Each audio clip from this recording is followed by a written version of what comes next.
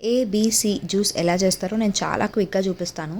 So you have to take 1 cup of apple, B for beetroot, C for carrot. So ఇందులో మనకి taste తగ్గట్టు మనము quantities పెంచుకోవచ్చు. Like చిన్నపిల్లలకి ఇవ్వాలనుకుంటే యాపిల్ కంటెంట్ ఎక్కువ తీసుకోవచ్చు.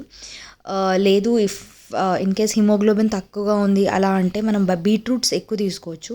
క్యారెట్స్ కొంచెం తక్కువ తీసుకుంటేనే బాగుంటుంది, లేకపోతే జ్యూస్ అనేది కొంచెం వగరుగా అవుతుందన్నమాట. సో చాలా చాలా ఈజీ రెసిపీ, సింపుల్ జ్యూస్. మీలో ఇప్పటిదాకా ఎవరైనా ట్రై చేయకుండా ఉంటే తప్పకుండా ట్రై చేయండి. ఈ జ్యూస్ 15 days కంటిన్యూస్గా కన్జ్యూమ్ చేయడం వల్ల హిమోగ్లోబిన్ కంటెంట్ ఎక్కువ అవుతుంది మన బాడీలో, అండ్ ఫేస్ పైన గ్లో రావడం స్టార్ట్ అవుతుంది. ఇర్రెగ్యులర్ మెన్స్ట్రువల్ సైకిల్తో సఫర్ అయిన వాళ్ళకి చాలా బాగా ఇది యూజ్ అవుతుంది.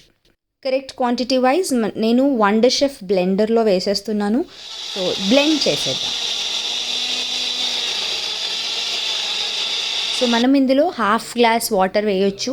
సో అప్పుడు కన్సిస్టెన్సీ మనకి కరెక్ట్గా జ్యూస్ లాగా వస్తుందన్నమాట.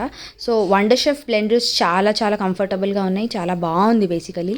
సో మనం మంచిగా ఫిల్టర్ చేసేసుకొని కన్జ్యూమ్ చేసుకోవచ్చు. సో ఇక్కడ మనము పిల్లలకి ఇవ్వాలనుకుంటే కొంచెం హనీ వేసి ఇవ్వచ్చు. మనం కన్జ్యూమ్ చేయాలనుకుంటే lemon is the best thing.